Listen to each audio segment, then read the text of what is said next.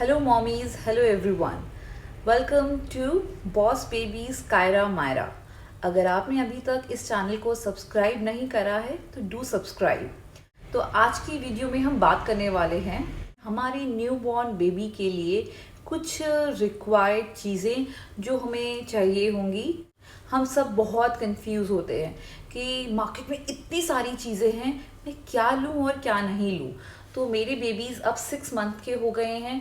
So here are few things जो मुझे लगता है कि हमारे न्यूबॉर्न बेबी के लिए काफ़ी ज़रूरी हैं। तो check out. I hope you like this video. तो आइए अब जानते हैं बेबी क्लोथिंग के बारे में। हम अपने न्यूबॉर्न को हर चीज़ बेस्ट देना चाहते हैं। तो when it comes to clothing आपको कुछ बातों का ध्यान रखना है कि वो कपड़ा सॉफ्ट होना चाहिए आपकी बेबी की स्किन के लिए, और उसमें जो टैग्स वगैरह लगे होते हैं कपड़ों में उनको आप पहले ही कट कर देना ताकि वो बच्चे को इरिटेट ना करें। जब हम क्लोथिंग की बात करते हैं तो स्टार्ट करेंगे इनर वेयर से। अगर आपका बेबी विंटर्स में पैदा हुआ है तो आप इस तरीके की वार्मर्स ले सकते हो, हाफ स्लीव्स। ये थोड़ा आप बड़ा साइज़ में ही लेना ताकि आप इजीली अपने बेबी को पहना सको। अगर आप डिफ़िकल्टी फेस कर रहे हो उसको उस तरीके की वेस्ट पहनाने में, तो आप इस तरीके के इनर वेयर्स भी ले सकते हो विंटर्स के लिए। इसके अंदर आप ऐसे बटन्स हैं, आप इजीली इनको खोल के बेबी को पहना सकते हो। बेबी के लिए वेस्ट ले सकते हो। ये सॉफ्ट कॉटन का कपड़ा है। मैंने अपनी बेबी के लिए इस तरीके की सॉफ्ट कॉटन टी शर्ट्स ली थी। ये 3 का सेट था और ये काफ़ी इजी था, काफ़ी सॉफ्ट था। इजी इन अ वे आप आराम से इन बटन्स को खोलकर बेबी को पहना सकते हो। आप इस तरीके की डायपर पैंट्स भी ले सकते हो। ये लेगिंग्स, आप लेगिंग्स बोलो, पजामी बोलो या पैंट्स बोलो, ये काफ़ी कंफर्टेबल होती हैं। बेबी ने अगर डायपर पहना हुआ है तो ये टाइट भी नहीं होती बिकॉज़ यहाँ पर काफ़ी ज़्यादा स्पेस होता है। तो बेबी मूवमेंट के लिए भी तरीके की मैंने 2-3 पेयर लिया था। These are really nice. इस तरह के वनसीज ले सकते हो। ये साइज़ पे मत जाना, मैं आपको सिर्फ वनसी दिखा रही हूँ। ये अभी रिसेंटली न्यू ऑर्डर करे हैं अपने बेबी के लिए। ये काफ़ी सॉफ्ट है, कम्फी है एंड स्ट्रेचेबल भी है। ये बेबी रॉम्पर्स हैं फुल साइज़ और विद बूटी। ये आप बूटी मतलब आपके बेबी का फुट भी इसके अंदर आ जाएगा।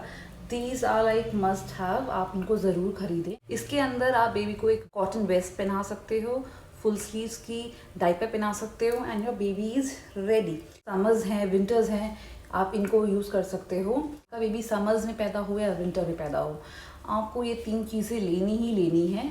बेबी की कैप, बेबी की मिटन्स या जिनको हम ग्लव्स भी बोल सकते हैं, और बेबी की सॉक्स। आपको अपने बेबी को थोड़ा वार्म रखना ही होता है। बेबी कैप और मिटन्स ये सेट में भी आते हैं और आप अलग भी ले सकते हो। ऑल्दो ये हमारी चॉइस होती है कि हम अपने बेबी को डिस्पोजेबल डाइपर्स पहनाएं या क्लॉथ नैपीज़ जिनको हम लंगोट भी बोलते हैं। मेरी बेबीज़ अब 6 मंथ के हो गए हैं तो मैंने मोस्टली उनको डाइपर्स ही पहनाए हैं। मैंने पैम्पर्स का न्यूबॉर्न डायपर लिया था इनिशियली, अब मैं उन डाइपर्स का मैं बड़ा साइज़ ले रही हूँ। तो बस आपको डाइपर्स में कुछ ज़रूरी चीज़ें होती हैं, उनका ध्यान रखना होता है। मेरे को अभी तक अपने बेबीज़ के साथ डायपर रैश की कोई शिकायत नहीं आई है, तो आई डोंट थिंक कि diapers are that bad option. मेरे बच्चे 24 आवर डायपर में नहीं रहते, मोस्टली डाइपर्स में रहते हैं। इन बिटवीन मैं उनको ये क्लॉथ नैपीज़ पहनाती हूँ। ये मैंने अमेज़ॉन से लिया था और इस तरीके की नैपीज़ आप बनवा भी सकते हो। These are like really nice cloth nappies, washable है और ये डबल लेयर के अंदर है। इस तरीके के आप वॉश क्लॉथ बोलो, हैंकी बोलो या नैपकिन बोलो, आप ले सकते हो। These are like really handy. जब बच्चे को आप फीड करा रहे हो आप तब इसको यूज़ कर सकते हो। आप बच्चे को जब स्पॉन्ज बाथ दे रहे हो तब इसको यूज़ कर सकते हो। तो इट्स लाइक रियली हैंडी। ये भी मैंने अमेज़ॉन से लिया था। मैंने तो really nice option, really soft nice material. Baby की बेडिंग के लिए आपको कुछ चीज़ें चाहिए होंगी। सबसे पहले मैट यूज़ कर सकते हो, उसको आप चेंजिंग मैट भी बोल सकते हो। इस तरीके की मैट है, ये वाटरप्रूफ है। ये आप बेड पे बिछाकर और उसके ऊपर बेडिंग या गुदड़ी कुछ भी बिछाकर आप बेबी के लिए उसका बेड तैयार कर सकते हो। These are really handy. मैंने इनको 2 साइज़ में लिया था। एक है स्मॉल जो इनके डायपर बैग में रहती है मोस्टली, तब जब मैं ट्रैवल कर रही होती हूँ और तब मुझे बेबी का डायपर चेंज करना होता है, तो ये साइज़ जो है वो काफ़ी अप्रोप्रिएट है, स्मॉल साइज़। घर के लिए मैंने लार्ज साइज़ लिया है। ये रियली नाइस ऑप्शन बिकॉज अब मेरे बेबीज़ चलना क्रॉल करना शुरू कर चुके हैं, तो when they are wearing cloth nappies तो मैं उनके नीचे ये बिछा देती हूँ और मेरा बेड भी गीला नहीं होता। ड्राई शीट के ऊपर मैं ये ऑनलाइन ऑर्डर की हुई गुदड़ी बिछाती हूँ। ये इस तरीके की है, ये डबल लेयर के अंदर है और ये काफ़ी सॉफ्ट है।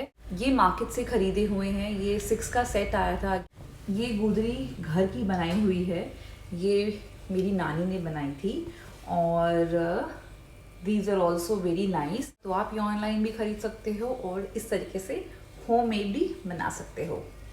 बेबी बेडिंग के अंदर एक और बहुत इम्पॉर्टेंट चीज़ है, वो है बेबी पिलो।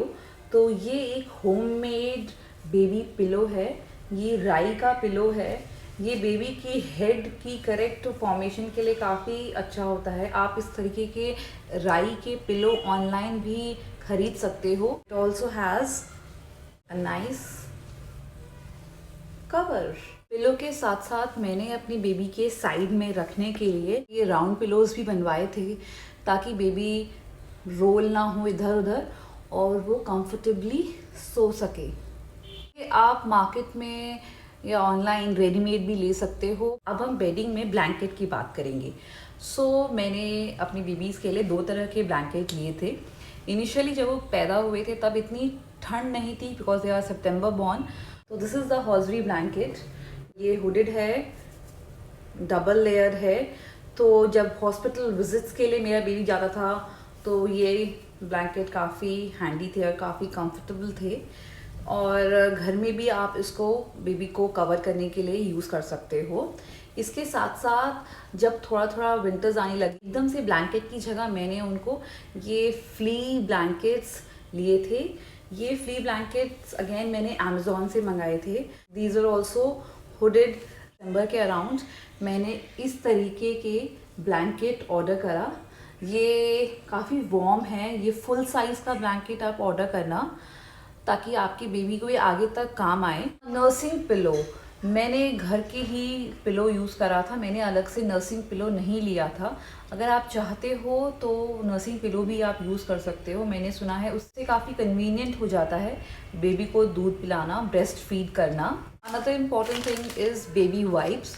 तो बेबी वाइप्स घर के लिए मैं ये वाला साइज़ यूज़ कर रही हूँ। ये बहुत सारी ब्रांड्स के आते हैं, हिमालय का, हगीज़ का, ममाअर्थ। इनिशियली मैं ममाअर्थ यूज़ कर रही थी, अब मैं रिसेंटली ये वाला ब्रांड यूज़ कर रही हूँ। This is also very soft and nice. Travel के लिए मैं इस तरीके से छोटे भी रखती हूँ हैंडी, क्योंकि ये जगह भी कम लेते हैं। Let's talk about baby feeding. तो फीडिंग के लिए आपको जो चीज़ चाहिए होगी वो चाहिए होगा बिब, और बिब्स के बहुत सारे साइज़ एंड स्टाइल आते हैं।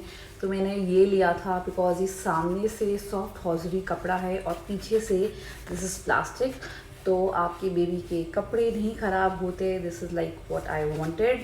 एंड एक और ऑप्शन है मेरे पास, वो ये है। This is also very nice and handy, और this is how it works. एक चीज़ और होती है ध्यान रखने की when it comes to feeding, वो होता है बच्चे को बर्प दिलाना। तो एक चीज़ होती है बर्प क्लॉथ, तो आप इसको ऑनलाइन ख़रीद सकते हो। बर्प क्लॉथ टाइप करोगे तो आपके पास ऑप्शन आ जाएंगे, आप उसमें से भी ले सकते हो, या फिर आप मेरी तरह ये कर सकते हो कि मैंने अपने हस्बैंड की पुरानी टी शर्ट्स को इस तरीके से कट कर लिया था, और जब मुझे अपने बेबी को बर्प दिलानी होती है तो मैं इसको फोल्ड करके इस तरीके से अपने शोल्डर पे रख लेती हूँ, और now I can burp my baby easily. तो अगर कुछ भी उसको स्पिट आउट करना होता है तो वो इस पर कर देता है। तो instead of buying special burp cloth you can use these. अगर आप अपनी बेबी को ब्रेस्ट फीड करा रहे हैं तो वेरी नाइस। और एक बार हम ब्रेस्ट फीडिंग को सप्लीमेंट भी करते हैं विथ फॉर्मूला मिल्क, तो उसके लिए आपको डॉक्टर जो सजेस्ट करें वो फॉर्मूला मिल्क आप ले सकते हैं, या 2 तरीक़ों से आप उनको फीड कर सकते हैं बेबी को यूजिंग बॉटल।